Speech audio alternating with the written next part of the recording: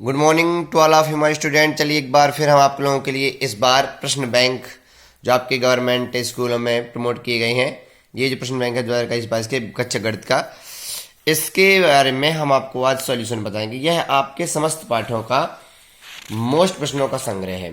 तो इसमें आपको जिस पाठ से जितने नंबर का भी आपको आना है, तो इसमें देखिए ये सत्र आपका बना हुआ ब्लूप्रिंट ऑफ क्वेश्चन पेपर, मतलब जो आपका प्रश्न है कि किस पार्ट से कितने अंक आना है, ऑब्जेक्टिव कितने आने हैं, लघुत्तरी, अतिलघुत्तरी, दीर्घोत्तरी प्रश्न कितने कितने नंबर का आना है। तो ये आपका ये ब्लूप्रिंट हो गया, ठीक है ना। ये समस्त पाठों का है, ये इसमें से दिशा निर्देश दिए गए हैं, बहुत ही अच्छा है।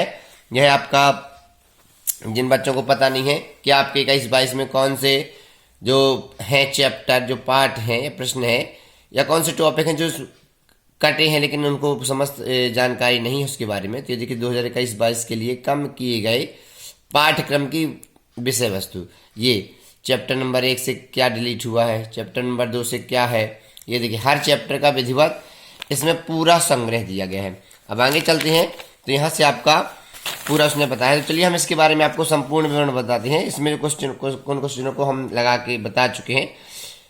तो देखिए अध्याय 1 आपको वास्तविक संख्या इंग्लिश में रियल नंबर कहलाते हैं। तो इसे आपके फाइनल एग्जाम में या वार्षिक परीक्षा में जो आना है, प्रश्न 1 के जो है वो 3 प्रश्न आएंगे, 2 अंक का 1 प्रश्न आएगा, कुल अंक इससे 5 अंक आएंगे।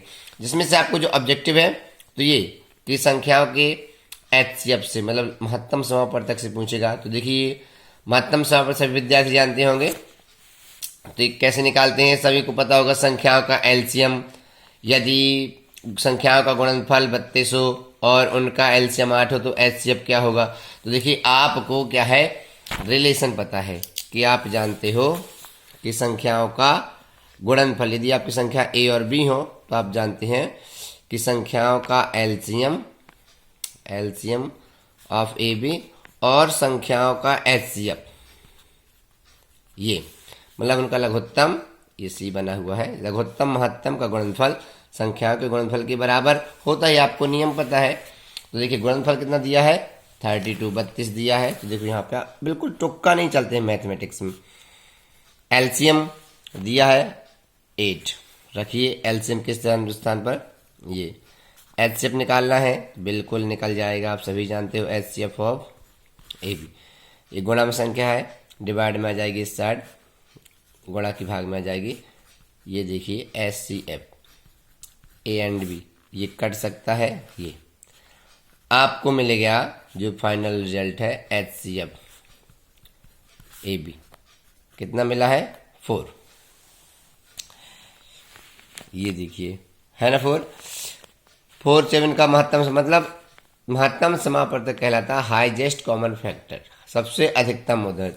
तो आपको महत्तम के लिए अलग अलग संख्याओं का गुणनफल का गुणनखंडन कर लेना है। ये देखिए 4 के हो गए और ये देखिए 7 के हो गए, 2 × 2 4, 7 × 1 7। यहाँ देखिए आपको 1 के अतिरिक्त कोई अन्य संख्या उभयनिष्ठ समझ में नहीं आ रही, है ही नहीं है तो समझ में कैसे आएगी। तो ये संख्याओं का आपका एचसीएफ जो है कितना जाएगा।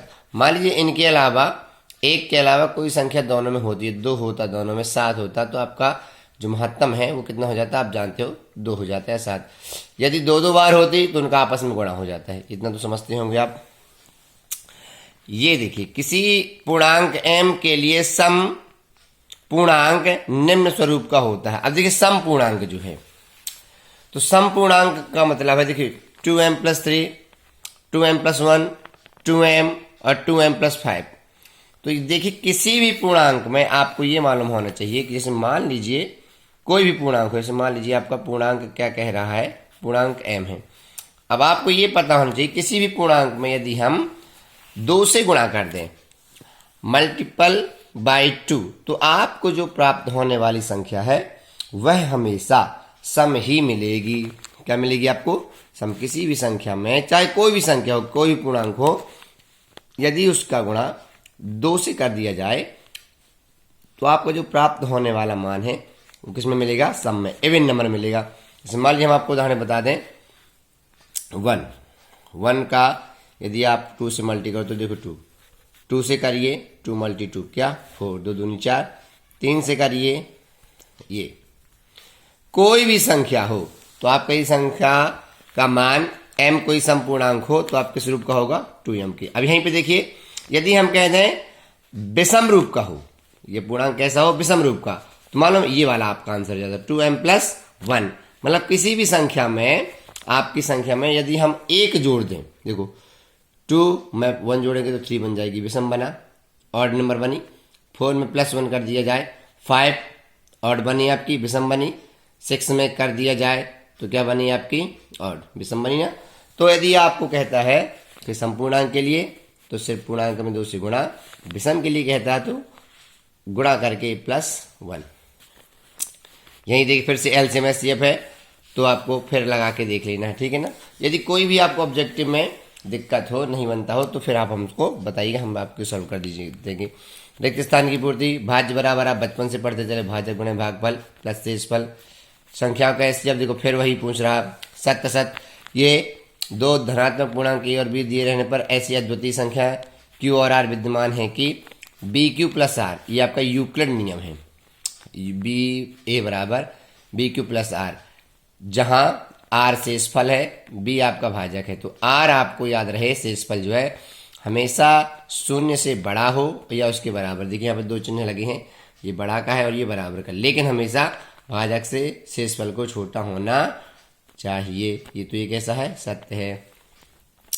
प्राकृतिक संख्या का भाज्य गुणनखंडन उनके गुणनखंडों के क्रम को छोड़ते हुए अद्वितीय होता है, ये भी सत्य है। एक वाक्य में उत्तर तो ये देखिए आपको दिए गए हैं, आप देखिए, ना बने तो फिर हमको बताइएगा, ठीक है ना। अब चलते हैं आगे, शॉर्ट में बता दीजिए ताकि वीडियो लंबा ना हो। ये आपके क्वेश्चन हैं जो भी मोस्ट है प्रश्न बैंक के में, जिनका अनूठा है संग्रह है, तो ये आपको पढ़ लेना है। मतलब इन प्रश्नों को एक बार अवश्य आपके पास इनका आंसर होना चाहिए। चलते हैं अध्याय 2 में। यहाँ से देखिए 1 अंक के 3 प्रश्न आना है, 2 अंक का 1 आना है, टोटल कितने का, ये भी 5 अंक का है।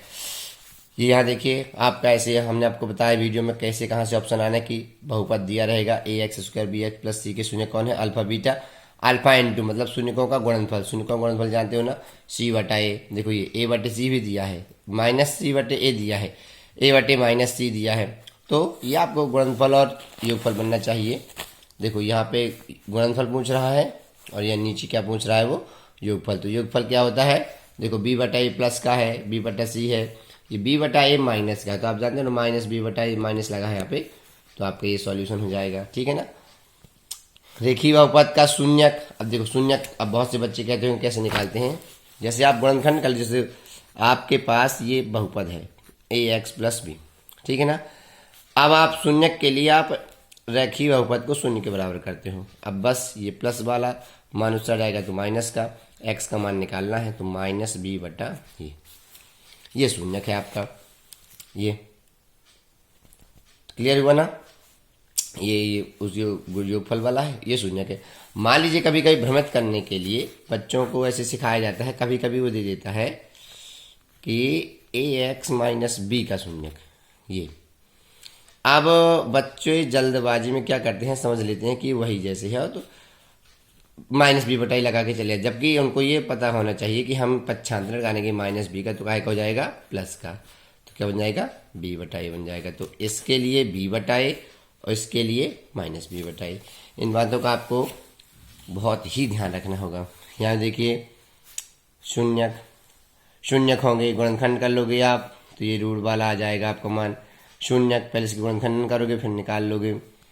के लिए घात पूछ रहा तो अधिकतम घात के लिए आप इसमें देखो अधिकतम 4 की घात है, लेकिन अभी बीच में ये गुणा है, तो जब इस x की घातें 4 से होगा तो गुणा में घातें जुड़ जाती हैं, आधार समान होने पर तो 4 घात पहले से 1 घात और, तो अधिकतम घात हमारी कितनी हो जाएगी, ये देखिए 5, 4 पहले से है लेकिन अब इसका गुणा करना बाकी है, तो अधिकतम घात कितनी, हमेशा अधिकतम घात ही, जैसे अब आप कहोगे इसमें अधिकतम नहीं लिखी है, घात 2 भी है, गुणा होगा तो 3 बन जाती, फिर ये घात 1 है, गुणा होता तो 2 बन जाती, ये घात 1 की बन जाती। लेकिन जब भी घात पूछे तो आपको हमेशा उच्चतम घात ही खोजना है, ठीक है ना। ये देखिए द्विघात बहुपद के शून्यक हैं, तो द्विघात बहुपद क्या होगा, तो द्विघात बहुपद क्या होगा, इसके लिए आपको वही तरीका है, एक हम आपको एक बताते हैं सूत्र। ये क्या है? ये सूत्र होता था बहुपद बनाने का। बहुपद बनाने के लिए बता देते हैं। बहुपद बनाने के लिए, हालांकि ये होता था समीकरण बनाने के लिए, उसमें मूलों का योगफल गुणनफल दिया रहता था, तो आपका हो जाता था ax² minus alpha into beta x और अल्फा इंटू बीटा और बराबर में 0, क्योंकि समीकरण था। अब लेकिन अब आपका बहुपद है तो बराबर में 0 नहीं करेंगे। अब जहां ये अल्फा प्लस बीटा शून्यकों का योग है, अल्फा इंटू बीटा गुणनफल है, तो आपको क्या है, देखो शून्यक दिए गए हैं, दिए हैं शून्यकों का। अब देखिए यहाँ पे शून्यक दिए हैं, तो अल्फा की जगह 3 आ जाएगा, बीटा की जगह क्या आ जाएगा, 4 आ जाएगा। अन्यथा आप क्या किया करिए, जैसे आपको पहला शून्यक दिया है क्या, -3, तो इसका मतलब ये x बराबर -3, तो पहला गुणनखंड मिलता x + 3। दूसरा दिया है क्या, आपको दिया गया शून्यक 4 दिया गया है, तो इसका मतलब ये है x बराबर 4, तो आपको गुणनखंड मिलता x - 4। अब इसका मतलब ये है इन दोनों का जो गुणा होगा और जो मान आएगा वही हमारा बहुपद बन जाएगा। x का x में करेंगे तो x², x का -4 में करेंगे तो 4x, 3 का x में करेंगे तो 3x, और इसका 3 का -4 में करेंगे तो 12 आ जाएगा। एक मान माइनस में है, एक मान प्लस में है, घट जाएगा -x -12। ये आपका बहुपद बनेगा x² - x -12। ऐसे आपको लगा के देख लेना, ठीक है ना। किसी बहुपद के शून्य कुछ बहुपद के आरेख के निम्नलिखित पर प्रतिच्छेदन के कुल बिंदुओं की संख्या के बराबर होता है, ठीक है। ये x अक्ष के लिए हो जाएगा आपका। रिक्त स्थान आ गए आपके, वही होंगे रिक्त स्थान। आप देख लीजिए विधिवत और लगाइएगा, ना बने तो फिर हमको बताइएगा कमेंट में, हम बिल्कुल बता देंगे। सत्य सत्य भी हैं, बीजी व्यंजक बहुपद नहीं है, बहुपद नहीं है, सत्य है। अब आप कहोगे यह घात है, याद रहे कोई भी जो आपका चर है वह हमेशा घाती रूप में स्वतंत्र होना चाहिए, उसकी आधी घात नहीं होनी चाहिए। यहाँ देखिए जो x है यहाँ तो स्वतंत्र है, पूर्ण घात है, लेकिन यहाँ जो घात है वो पूर्ण नहीं है, वो अंडर रूट की घात आधी घात मानी जाती है। और आपको जहाँ जहाँ भी चर हो वहाँ आपको आधी घात नहीं देखना है, ठीक है ना। ये आपकी हाफ डिजिट है, तो आपका बहुपद नहीं है, ये सत्य था। शून्य बहुपद की घात 1 है, असत्य, ये भी असत्य है। क्यों? शून्य बहुपद कहलाते हैं आपके गणितीय मान। कौन से मान? जैसे ये 2 है, 4 है, 6, इनको शून्य बहुपद कहते हैं। अब आप जानते हो लेकिन कि आपकी हाईएस्ट जो घातांक है अचर का, जो निम्नतम है, सॉरी हाईएस्ट नहीं, निम्नतम है, वो 1 होता है। तो देखिए क्या यहाँ पे उच्चतम घात शून्य है? नहीं है ना, लेकिन ये शून्य बहुपद है, तो इसलिए आपका जो शून्य बहुपद है उसकी उच्चतम घात शून्य नहीं होती, इसलिए असत्य हो गया। शून्य बहुपद की आपकी घात कितनी होनी चाहिए? 1 होता तो आप सत्य कर देते। शून्य बहुपद की घात अपरिभाषित है, हाँ, शून्य बहुपद की जो घात है अपरिभाषित, उसको परिभाषित नहीं किया है। n घात वाले बहुपद के अधिकतम n शून्य हो सकते हैं, हाँ। आपको ये पता होना चाहिए कि बहुपद में हम उतने ही शून्य ज्ञात कर सकते हैं जितनी हमारी उच्चतम घात हो। जैसे रैखिक बहुपद की उच्चतम घात 1 तो अधिकतम 1 शून्य, द्विघाती बहुपद की 2 घात उच्चतम तो 2 शून्य, त्रिघाती की 3 तो 3 शून्य, ऐसे। तो n घात तो n शून्य, ठीक है ना। और ये देखिए आप, ये क्वेश्चन देख लीजिए, जो ना बने आप हमें बताइएगा। ये देखिए आ गया, ये 2 नंबर में भी आता है, एक शब्द में ही पूछा गया है। किसी बहुपद p ऑफ x के लिए y बराबर px। आपको यहाँ ध्यान देना है कि आपका बहुपद x के रूप में है, तो जो ग्राफ काट रहा है वो x में ही काट के आपको देखना है। यदि आप ये लिखा होता x बराबर py, तो आपको ग्राफ को देखना था कि वो y अक्ष में कहाँ काट रहा है, इसका विशेष ध्यान दीजिएगा। तो px के शून्यकों की संख्या, तो आपको ये पता होना चाहिए कि आपका जो ग्राफ है, कर्व है, वो जितने बिंदुओं पर प्रतिच्छेद करे आपके उतने ही शून्यक होंगे। तो देखिए कितने बिंदुओं पर करता है प्रतिच्छेद, काटता है x अक्ष को 2, तो आपके कितने शून्यक हो जाएंगे? अधिकतम 2, ठीक है ना। शून्यकों का योग गुणनफल बना, ये भी आपको पार्ट 2 का है, ये भी आपका है पार्ट 2 का। ये देखिए आप इनको हल करिएगा, फिर ना बने तो हमें बताइएगा। जिन विद्यार्थियों के पास प्रश्न बैंक नहीं, इसका उद्देश्य है कि वीडियो का हमारे कि जिन विद्यार्थियों के पास प्रश्न बैंक नहीं है तो इस वीडियो के जरिए उस सभी के पास प्रश्न बैंक हो जाएगी। फिर जो आपसे क्वेश्चन ना बने इनके सॉल्व करिएगा, बस सब सिलेबस पढ़ा दिए गए हैं। जो ना बने आप हमें बताइएगा, हम कमेंट में उस कमेंट को देखकर आपको बिल्कुल सोल्यूशन बताएंगे विधिवत बेहद सरल तरीके से। ये देखिए पार्ट 2 के क्वेश्चन है। पार्ट 3 में आपके दो चर वाले रैखिक समीकरण है, एक एक अंक के 2 क्वेश्चन आने हैं, एक 4 का, टोटल 6 अंक है। ये आपके इसके ऑप्शन है। देखिए हमने आपको बताया था कि इसमें अद्वितीय हल से, कोई हल नहीं से और अपरिमित रूप से अनेक हल से ऑप्शन आता है। देखिए तीनों है, मतलब यूनिक सॉल्यूशन, मोर सॉल्यूशन, नो सॉल्यूशन। ये मोर सॉल्यूशन है, सॉरी नो सॉल्यूशन है, ये यूनिक सॉल्यूशन है, ये मोर सॉल्यूशन है। तो आपको कंडीशन दी गई हैं तो आपको यहाँ पे हल बताने हैं। ये कैसा हल है, देखिए कोई हल नहीं, ये बराबर है तीनों, अनेक हल, ये दोनों बराबर नहीं है, अद्वितीय हल। तो ये सब आपसे बनने चाहिए, बहुत ही सरल है। यहाँ भी देखिए अद्वितीय, ये देखिए आप विधिवत। अब देखिए यहाँ समीकरण 2x + 3y = 5 में यदि x बराबर 1 तो y बराबर, इसका मतलब ये है कि x जहाँ है वहाँ हम 1 रखेंगे। तो देखो 1 रखेंगे, हल करके कहें तो बता दें हम क्या लिखा है आपका, 2x + 3y = 5, 2x + 3y = 5 में आपको रखना है x बराबर 1, रख दीजिए। 2 × 1 + 3y = 5, 2 × 1 = 2, बहुत फास्ट लगाया करिए आप लोग। प्लस का 2 उस साइड भगा दीजिए, तो कहा मतलब 95 कर दीजिए, भगाने दीजिए। 3y, y ये गुणा में हमने कई बार बताया आपको, ये 3 × 1 = 3, ये कितना है भाई का मान, आप क्या भरोगे 1। यहाँ देखिए 1 भरा भी है, कैसे आया आपने देख लिया। अब देखिए इस टाइप से कोई भी क्वेश्चन हो आपसे बन जाना चाहिए। वह समीकरण के रूप में लिखा जा सकता है जहाँ a b c वास्तविक संख्या है, a b c दोनों शून्य ही हैं, दोनों चर वाला आपका व्यापक समीकरण कहलाता है। 2x + y = k में यदि 2 बराबर 1, y बराबर 1, x बराबर 2 और y बराबर 1 तो k का मान। तो देखो अभी जैसे ये वाला क्वेश्चन किया है तो x बराबर 2, x की जगह 2 दूनी 4, y की जगह 1, 4 और 1 5, k का मान क्या आ जाएगा 5। ये सत्य देखिएगा, ये क्वेश्चन है।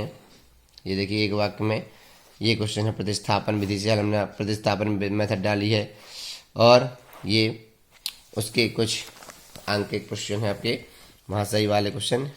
ये रैखिक समीकरण को विलोपन विधि हमने विलोपन भी डाली है, ठीक है ना। ये क्वेश्चन देखिए आप, सारे क्वेश्चन, जो क्वेश्चन फिर आपको कठिन लगे, समझ में आए, वो फिर क्वेश्चन हमें बताइएगा, हम बिल्कुल आपको उसका सॉल्यूशन बताएंगे। चलते हैं पार्ट 4 में। पार्ट 4 में आपका वार्षिक परीक्षा के लिए द्विघात समीकरण, स्क्वायर इक्वेशन, ये आपको 1 अंक के 2 क्वेश्चन आएंगे और 3 अंक का टोटल प्रश्न 5 हैं। द्विघाती समीकरण के मूल समान हो, विविक्त कर हमने आपको बताया था कि विविक्त कर के तीनों मान, तीनों स्थितियां कि d बराबर 0 तो कैसे मूल होते हैं, d बड़ा 0 तो कैसे मूल होता है, d मतलब डिस्क्रिमिनेंट, विविक्त या b² - 4ac। देखिए यहाँ कहता है इसके मूल समान हो, तो समीकरण का विविक्त कर आपको पता है 0 हो जाएगा ना। समीकरण के मूलों की प्रकृति, अब इसके विविक्त कर निकालोगे, अब यदि वह मान ऋणात्मक आता है तो काल्पनिक हो जाएंगे, धनात्मक आता है, धनात्मक 0 से बड़ा मान आता है, 1 से लेकर अनंत तक कोई भी आपको हो जाएंगे वास्तविक और कैसे हो जाएंगे असमान। यदि आपका 0 आता है तो वास्तविक और समान, ऐसे आपको लगाना है। ये द्विघात समीकरण के चर की अधिकतम घात 2 ही होती है, हमने आपको बताया था जितनी अधिकतम घात है। अब द्विघात पूछ रहा है तो अधिकतम घात 2 होती है, घात तो 3 होती, ठीक है ना। व्यक्त कर क्या होगा, तो मतलब व्यक्त कर का सूत्र ही आपको बता देना, देख लीजिए, गौर से देखिएगा, ठीक है। यहाँ पे देखो ये 3 घात लिखी थी, व्यक्त कर में कितनी घात होती है, 2 की घात होती है, इसलिए आपको बहुत ही गौर से ही क्वेश्चनों को हल करना है, ठीक है। ये देखिए सत्य हैं, आप हल करिएगा फिर बताइएगा। आगे चलते हैं, एक शब्द में उत्तर देख लीजिए। ये क्वेश्चन, कोई भी क्वेश्चन आपको नहीं छोड़ने हैं, विधिवत आपको पढ़ने हैं। ये सारे क्वेश्चन मोस्ट हैं, बेहद ही जरूरी हैं विद्यार्थियों के कहने पर कि सर हमको मिलते नहीं है प्रश्न बैंक, हमको हल करनी है। और ऐसा नहीं कि आप इस प्रश्न बैंक को पा गए हो तो आप आराम से एक दिन में एक चैप्टर हल करो, बिल्कुल नहीं, इसको आप 2 दिन में खत्म करोगे पूरा जो प्रश्न बैंक है, तभी आपके अच्छे अंक आएंगे। एपीआई आपकी मतलब अर्थमेटिक प्रोग्रेशन समांतर श्रेणी, एक एक अंक के 2 क्वेश्चन, एक 2 का एक 3 का, मतलब टोटल अंक 7, ठीक है ना। ये देखिए सार्वंतर कैसे निकालते हैं, आपको पता है, दूसरे पद में पहला पद घटाकर सार्वंतर प्रथम पद, मतलब प्रथम पद के लिए आपको पहला ही मान, जैसे यहाँ प्रथम पद क्या है 3/2। 30वां पद, तो 30वां पद आप जानते हो क्या होगा, a + 29d, जानते हो ना। a का मान 10, d का मान दूसरे में पहला पद घटाइए 7 में 10 गई -3, मतलब आपका जो 30वां पद है मतलब a30 आप जानते हो a + 29d, a का मान 10 है, 29, d का मान क्या है -3, 10 गुणा कर लीजिए, -87, 87 -77। देखिए ऐसे आपको लगा दे चलना है। ये देखिए ऑप्शन है आपका, देखो 77 प्लस भी है, 77 माइनस भी है, तो आपको बिल्कुल बहुत ही सावधानी से अपने सॉल्यूशन को करना है। 11वां पद निकाल लीजिएगा, कौन सा पद 27वां है, मतलब आपको n का मान निकालना है। समांतर श्रेणी का सार्वंतर बताइए, दूसरे में पहला पद घटा दीजिएगा। बहुत से बच्चों को घटाना नहीं आता होगा, देखो ये a1 है प्रथम पद, दूसरा पद, तीसरा पद, चौथा पद, तो पहले दूसरे में पहला आपका जो d होता है ये आपका सर्वांतर होता है, d = a2 - a1, ठीक है। अब यहाँ a2 क्या है 1/2, a1 क्या है 3/2। याद रहे यदि ये माइनस का होता प्रथम पद तो यहाँ माइनस एक सूत्र में होता है, ये माइनस सूत्र का, तो माइनस माइनस क्या बन जाता प्लस बन जाता। हर समान है 1 - 3, 1 - 3 -2/2, 2 1 कम 2, क्या आ जाएगा आपका सर्वांतर -1 आ गया, ठीक है। डी का मान भर जाएगा। ये क्वेश्चन जितने हैं सत्य सत्य भी हैं, एक वाक्य में उत्तर भी हैं, सब आपसे कंप्लीट होने चाहिए। ये पदों की संख्या ज्ञात करिए, क्वेश्चन देखते चलिए आप, ठीक है। त्रिभुज से पाठ 6, 7 अंक का आना है, एक एक के 2 अंक, एक 2 का एक 3 का। तो ये वस्तुनिष्ठ प्रश्न विकल्प हैं आपके। ये चलते हैं आगे पाठ 6 में। पाठ 6 को लेकर विद्यार्थियों के मन में कुछ ज़्यादा शंका हुआ करती है कि वो कठिन है, ऐसा है। देखिए कोई भी पाठ जब तक आप पढ़ोगे नहीं, कोई भी चैप्टर, तब तक कठिन लगेगा। बस एक बार उसको पढ़ के देखिए। ये किसी त्रिभुज में ये पैरेलल है, AD = x है, तो ये तो x का मान बताइए। तो आपको चित्र बना के कैसे करना है आप खुद जानते हो, ना बने तो हमें बताइएगा। अभी वीडियो बड़ा ना हो इसलिए हम जल्दी जल्दी आपको ये पाठ बताते चलते हैं, ठीक है ना, कि इसमें क्या आए हैं। ये देखिए पाठ 6 चल रहा है आपका। ये